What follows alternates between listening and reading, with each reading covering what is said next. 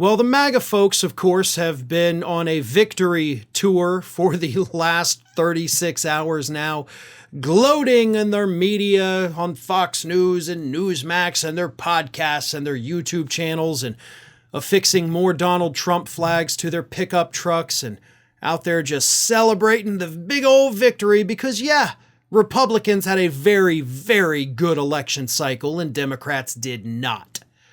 But among all of this cacophony of Republicans gloating comes, believe it or not, a voice of reason from within the right, from disgraced former Fox News host Bill O'Reilly. Bill O'Reilly, shortly after it was declared that Donald Trump was the winner late Tuesday evening, I think technically Wednesday morning at that point, Bill O'Reilly actually went out and put a post on social media begging conservatives to chill out with the gloating. And also, of course, delivering a message to Donald Trump to not use your second term in office as your revenge term. Here's what O'Reilly posted on social media. I don't know if revenge is sweet for Mr. Trump, but he has vanquished his many enemies. They are bitter and befuddled. Now everything in America changes as Republicans will take a sledgehammer to progressive politics. Donald Trump has plans. One-termer Joe Biden screwed it all up, so his cheerleader soulmate Kamala Harris lost to Donald Trump, a man who has regained power through sheer determination. The former president is the hardest working campaigner in history, and it's not even close. Someone stop him before he holds another rally. And then O'Reilly said, and this is where he actually starts making sense, MAGA people should embrace a no gloat zone. No retribution is needed. Having Trump back in power is entirely too much for the forces of the left. That should be sufficient for Trump supporters. Grover Cleveland's second term did not turn out well, as I chronicle in Confronting the Presidents, one of his books. Donald Trump should now employ an element of caution, something he's not used to doing, but it is imperative that he does so. So O'Reilly, who is gloating in the first half of his post, then is like, but, nobody should be gloating, and Donald Trump, of course, should not go on a revenge tour because, I wrote a book, and please buy my book, but also, Trump, don't do the bad things that everybody knows you're going to do because you've said clearly you're going to do them.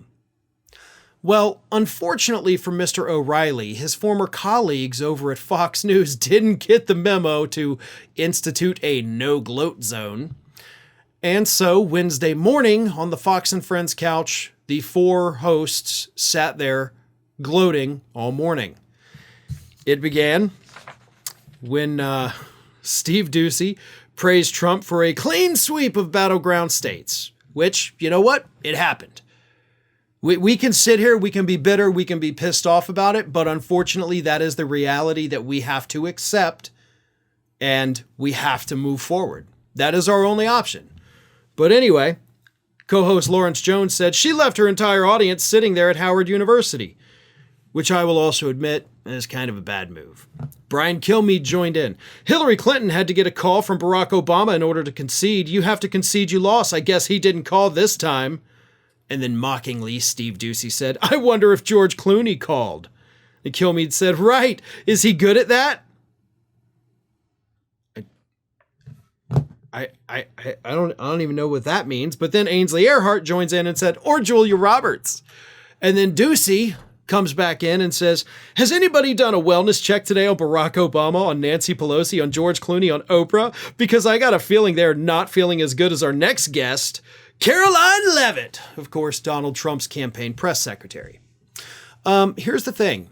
I can guarantee you that those people you mentioned are bummed. But in terms of how they're doing today, they're carrying on with their lives. They really have already moved on. They might be annoyed that the Democrats lost. Of course, they would be because they are Democrats, but their lives won't change. And that actually needs to be made crystal clear. Okay? George Clooney. You think that man is going to be sitting around like sulking like, oh, woe is me, how horrible my life is. Nope. George Clooney's going to be just fine. Oprah Winfrey. Oh no, Oprah's in shambles. No, promise you she's okay. Same thing with Barack Obama and Hillary Clinton. They may be a little bit bummed, but I promise you by this weekend, they're going to be over it. And they're going to go about their lives. The sun will still come up the next day, and they will still all be multimillionaires living a life that most of us could only dream of. They will be fine. It's the average people out there that, of course, are going to suffer. But this is the kind of gloating that O'Reilly was talking about. And to be honest, O'Reilly is right. But it's not going to stop it. And I will say that probably for the next weeks, months, maybe even all 4 of the years, this is what we have to look forward to. Republicans will be gloating. And to be honest, if Democrats had done what Republicans did on Tuesday, I'd be sitting here gloating to you right now. I was prepared to fully gloat on Twitter. Didn't get the opportunity to do it. That's the reality. So it sucks. It's going to be annoying. And we are going to have to tune it out. It'll be hard to do that. I admit. It's not going to be fun to do it.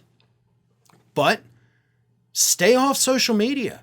And I'm giving this advice to people as somebody that genuinely does care about your mental well-being.